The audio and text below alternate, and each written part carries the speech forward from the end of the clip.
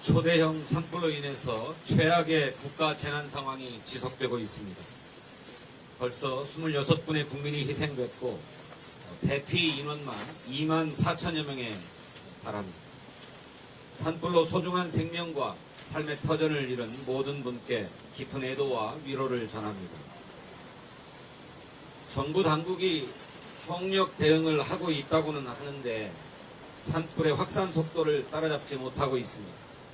지리산과 대구 달성, 전북 무주로까지 번졌고 국가유산도 15건이 피해를 입었습니다. 국가적 차원의 대응이 절실합니다. 무엇보다 인명피해가 발생하지 않도록 선제적인 대피 조치와 추가 피해를 막기 위한 실효적인 대책에 만전을 기해야 할 것입니다. 어제는 진화용 헬리콥터가 추락해서 70대 조종사 한 분이 목숨을 잃었습니다. 그 헬기는 지방자치단체가 임차한 것으로 기체의 나이가 30년이 된 노후 기체였다고 합니다. 정확한 원인을 조사해야겠지만 진화용 헬기 노후화와 정비 문제는 어제 오늘 일이 아닙니다. 2023년 기준으로 산림청이 보유한 헬리콥터 47대 중에 기령이 20년을 초과한 헬리콥터가 31대, 66%였습니다. 30년 초과 헬기도 9대에 달했습니다.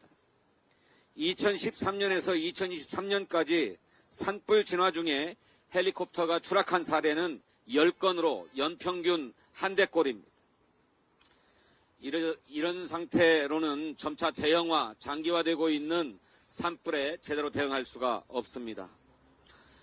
민주당은 충분한 대책과 재발 방지를 위해서 산불 추경을 추진하겠습니다.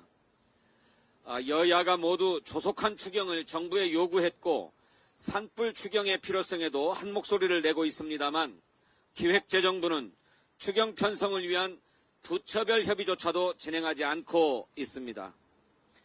계엄으로 경제와 민생이 어려운데 설상가상으로 산불로 인한 인명, 재산 피해도 점차 커지고 있습니다. 책임이 있는 정부라면 먼저 나서서 추경안을 내놔야 할 것 아닙니까? 국민의힘은 더 가관입니다. 산불을 빌미로 예비비 2조 원을 복원하겠다고 으름장을 놓습니다. 이미 행정안전부의 재난대책비가 3,600억 원이 편성되어 있고 산림청의 산림재해 대책비도 1,000억 원이 편성되어 있습니다. 소관부처 예산이 부족하다면 목적 예비비 1조 6천억 원에서도 집행이 가능합니다. 그것으로도 부족하면 재해대책 국고 채무부담 행위로도 1조 5천억 원을 활용할 수 있습니다. 윤석열이 내란의 밤에 경제부총리에게 지시했던 것처럼 내란 예산, 비상입법기구 예산이라도 확보해 주려는 것인지 묻지 않을 수 없습니다. 산불 진화와 피해 복구가 우선인 때에 또다시 정쟁만 일삼자는 저희를 도대체 알지 못하겠습니다. 민주당은 지난 2월에 발표한 민주당의 자체 추경 제안에 국민안전 예산으로 9천억 원을 편성해 놓은 바 있습니다. 소방 헬기, 산림화재 대응 장비 등 예산도 포함된 만큼 추경 논의를 지금 시작하면 됩니다. 계엄과 항공기 참사, 산불로 급속히 얼어붙은 내수경기 회복도 정말 절실합니다. 우리 당이 제안한 민생회복 소비 쿠폰, 상생 소비 캐시백, 8대 분야 소비 바우처, 지역화폐 할인 지원 등 소비진작 4대 패키지에 대해서도 적극 검토할 것을 촉구합니다. 민주당은 신속한 산불 추경, 민생 추경을 통해서 국민의 일상 회복을 지원하는 데 진력하겠습니다. 법원이 이재명 당대표에 대한 항소심에서 정치검찰의 주장 모두를 배척하고 무죄를 선고했습니다. 무리한 기소에 납득되지 않았던 판결을 했던 1심과 비교해서 지극히 상식적인 결과입니다. 이것은 윤석열 정권의 반인권적 정적 제거용 정치 기소가 법원으로부터 유죄 판결을 받은 것이다 라고 평가될 수 있습니다. 정적 제거를 위해서 검찰권을 총동원해서 먼지 털듯 수사한 것 자체가 국가폭력입니다.